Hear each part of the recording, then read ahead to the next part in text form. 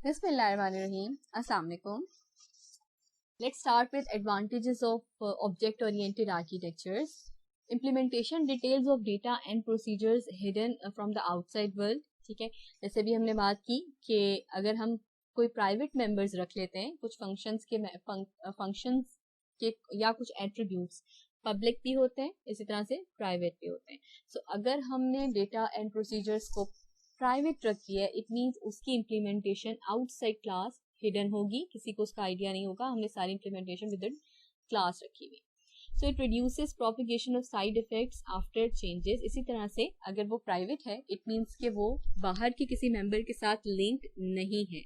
So if there is no linkage, it means side effects भी अगर changes के आ जाते हैं. आपको पता है कि जब भी हम एक दफ़ा किसी सॉफ्टवेयर में चेंज करते हैं तो उससे जितने भी लिंक्ड सॉफ्टवेयर हैं, जितने भी लिंक पार्ट्स हैं उस सॉफ्टवेयर के या मॉड्यूल के, उसमें भी चेंज आता है. सो वंस हमने किसी सॉफ्टवेयर के मॉड्यूल को प्राइवेट रखा हुआ है, इट मीन्स कि वो किसी के साथ अगर लिंक्ड नहीं है तो वो चेंज भी या साइड इफेक्ट भी आगे प्रोमिनेंट नहीं होगा या प्रोपिगेट नहीं होगा. Data structures are merged in single entity और क्लास. दूसरी बात यह है कि हम एक एंटिटी या एक क्लास के अंदर पूरे डेटा स्ट्रक्चर्स को सारों को मर्ज किया हुआ होता है. एक ही जगह पर हमने सारे जो उसके रिलेटेड इंस्टेंसेस हैं या उस क्लास के जितने इंस्टेंसेस एट्रीब्यूट्स हैं या उस क्लास की प्रॉपर्टीज या फंक्शंस हैं, उनको हम एक जगह पर मर्ज करते हैं. This facilitates reuse. जैसे हमने पहले बात की थी कि इसी को हम बार बार रीयूज कर सकते हैं. फॉर एग्जाम्पल, मैंने अगर एक व्हीकल की क्लास बनाई थी और उसमें मेरे पास दो सब क्लासेस थी. एक सब क्लास मेरे पास उसमें बस की थी और एक ट्रक की थी.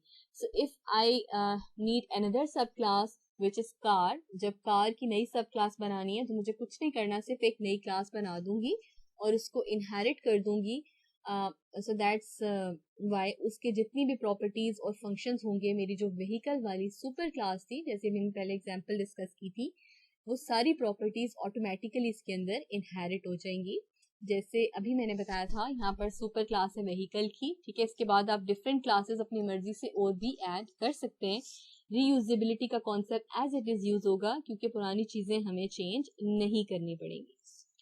Interfaces among encapsulated objects are simplified and this reduces system coupling. ठीक है, इसी तरह से जो encapsulated objects हैं, encapsulated objects का मतलब है जितनी क्लासेस की objects हमने बनाई हैं, वो भी उसके भी जो इंटरफेसेस हैं वो सिंप्लीफाइड होते हैं, सिंपल इंटरफेसेस होते हैं.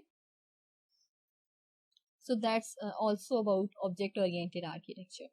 अब क्लास, जब हमने क्लासेस बनानी है, क्लासेस के कंस्ट्रक्शन के लिए तो हमारे पास मल्टीपल ऑप्शंस होती हैं. ठीक है, यानी अगर मैंने कोई प्रोग्राम ऐसा बनाना है, कोई केस स्टडी है मेरे पास और मैंने कोई प्रोग्राम ऐसा बनाना है जिसमें मैंने क्लासेस बनानी है, सो मेरे पास मल्टीपल ऑप्शंस हैं. First is build new class from scratch without using inheritance. First तो ऑप्शन ऑब्वियस ही है कि इनहेरिटेंस को यूज ना करें, बल्कि इंटायरली एक न्यू क्लास बना लें, उस क्लास के अंदर सारे फीचर्स रखें या एट्रीब्यूट्स रखें प्लस फंक्शनैलिटीज ऐड कर दें. So this is the first choice, ठीक है, जो बड़ी ऑब्वियस सी है.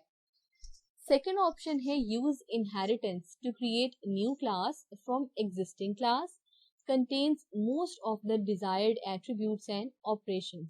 दूसरी ऑप्शन ये है कि इनहेरिटेंस को यूज करते हुए नई क्लास बना दें फ्रॉम एग्जिस्टिंग क्लास, जैसे भी हमने बात की थी, जिसमें ज्यादातर डिजायर्ड एट्रीब्यूट्स एंड ऑपरेशंस उसके पास सुपर क्लास वाले होंगे, प्लस अगर कोई स्पेशलाइज्ड एट्रीब्यूट्स हैं तो वो आप उस सब क्लास का पार्ट बना देंगे. So these are the two possible options. ठीक है, या तो आप नई क्लास बनाएं, उसमें सारी चीजों को रिपीट करें, या बेहतर ये है कि इनहेरिटेंस यूज करें, कोई सुपर क्लास बनी हुई है जो उसके रिलेटेड प्रॉपर्टीज और फंक्शंस वाली है, उस सुपर क्लास से आप सब क्लास को इनहेरिट करा लें, उसके फीचर्स और सब क्लास यूज कर लें. Restructure the class hierarchy so that the required attributes and operations can be inherited by the newly created class. ठीक है, इसी तरह से restructure इस तरह से करें क्लास hierarchy को कि जो भी required attributes हैं वो newly created class means कि जो super class होगी उसके functions और एट्रीब्यूट्स या प्रॉपर्टीज, यानी कि जो सुपर क्लास है उसको हम ऊपर लिखेंगे, उसको इस तरह रिस्ट्रक्चरिंग करेंगे कि पहले हम सुपर क्लास बनाएंगे, उसके बाद जितनी सब क्लासेस हैं वो हम नीचे ऐड करते जाएंगे, ताकि आपको पता है वही चीज़ें उन्होंने रीयूज करनी है। तो इट मीन्स कि हम उसकी स्ट्रक्चरल अलाइनमेंट इस तरह से करेंगे कि पहले हम कोडिंग करते हुए सुपर क्लास बनाएंगे, उसके बाद जितनी सब क्लासेस हैं वो हम नीचे लिखते रहेंगे। Override some attributes or operations in an existing class and use inheritance to create a new class with specialized private versions of these attributes and operations. Now, what is method overriding? Overriding का मतलब ये होता है कि अगर हमने दो different classes के अंदर दो different methods बनाए हैं with same name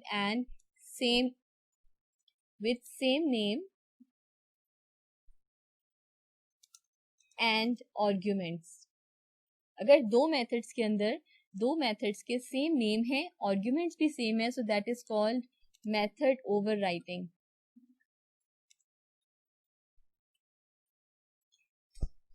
overwrite some attributes और operations in an existing class, जो पुरानी क्लास बनी हुई है उसके एट्रीब्यूट्स और ऑपरेशंस को आप ओवरराइट कर सकते हैं। और इनहेरिटेंस को यूज करते हुए नई क्लास बनाएं जिसके सिर्फ स्पेशलाइज्ड एट्रीब्यूट्स उसके अंदर लिखें, जो कॉमन एट्रीब्यूट्स हैं जो सुपर क्लास के अंदर लिखे हुए हैं, you don't need to write them again, you just have to write the specialized attributes, that means specialized attributes, specialized operations or functions, and that's it. ठीक है। Then is object oriented evolutionary process model. Object oriented evolutionary process model means evolution means change, ठीक है। So evolutionary process model, जिसके साथ भी evolutionary model होगा, हमें idea हो जाएगा कि ये कोई ऐसा मॉडल है जो विद टाइम चेंज हो रहा है, माइट बी इंक्रीमेंट्स में काम हो रहा होगा, चंक्स में काम हो रहा होगा, कि विद टाइम इसने अपडेट होते जाना है, ठीक है। So first step is about customer communication. Customer communication means, जो फर्स्ट स्टेप है कस्टमर कम्युनिकेशन का, कस्टमर कम्युनिकेशन का मतलब ये है कि हमने कस्टमर से निगोशिएट करना है। सो कस्टमर के निगोशिएट करने का मतलब ये है कि कस्टमर से हम जब भी निगोशिएट करते हैं तो हम रिक्वायरमेंट्स के लिए करेंगे, ठीक है। So it means you can say that this is requirement gathering step. Requirement gathering का स्टेप है जिसमें हमने कस्टमर कम्युनिकेशन का नाम दिया है, ठीक है। तो हम इसमें बेसिकली रिक्वायरमेंट्स ले रहे हैं अपने कस्टमर से कस्टमर कम्युनिकेशन में। प्लानिंग में अकॉर्डिंगली प्लानिंग करनी होती है कि अगर कोई भी मॉड्यूल हमने बनाना है या कोई भी सॉफ्टवेयर बनाना है तो उसमें हमें कितने रिसोर्सेज चाहिए होंगे, उसमें हमें कितना टाइम ड्यूरेशन चाहिए होगा, कितना बजट चाहिए होगा, इसी तरह से कितने टीम मेंबर्स चाहिए होंगे उस प्रोजेक्ट को बनाने के लिए, ये सारी की सारी चीजें प्लानिंग में आ जाती हैं। Risk analysis basically mean to implement a project. जब भी हम कोई चीज बनाने लगते हैं तो हमें उसका रिस्क एनालिसिस करना होता है। रिस्क एनालिसिस का मतलब ये है कि this is basically related with profit, कि हम इस स्टेप में ये चेक करेंगे कि क्या वो प्रोडक्ट जो हम बना के दे रहे हैं क्या उसका मार्केट ट्रेंड्स में वो है या नहीं है, कि उसमें कितना रिस्क इन्वॉल्व है कि ये वो फेलियर प्रोडक्ट में जा सकता है, ठीक है। That is about risk analysis. तो हमने प्लान कर लिया, फिर हमने उसका प्रॉपर रिस्क एनालिसिस किया। Then is implementation, engineering, construction and analysis. It means implementing the project, ठीक है, प्रैक्टिकली। कस्टमर इवैल्यूएशन मींस अब यहाँ पर हमने कस्टमर से फीडबैक लेना है, जैसे हम टेस्टिंग करते थे, इसी तरह से object oriented evolutionary process model में हम कहते हैं इसको कस्टमर इवैल्यूएशन। मींस हमने कस्टमर से पूछना है कि is this product up to the mark, ठीक है, जो उसकी रिक्वायरमेंट्स थी क्या उसको मीट कर रहा है या नहीं कर रहा। सो ये 5 स्टेप्स हैं जिसमें हम object oriented evolutionary process model को स्टडी करेंगे इंशाल्लाह।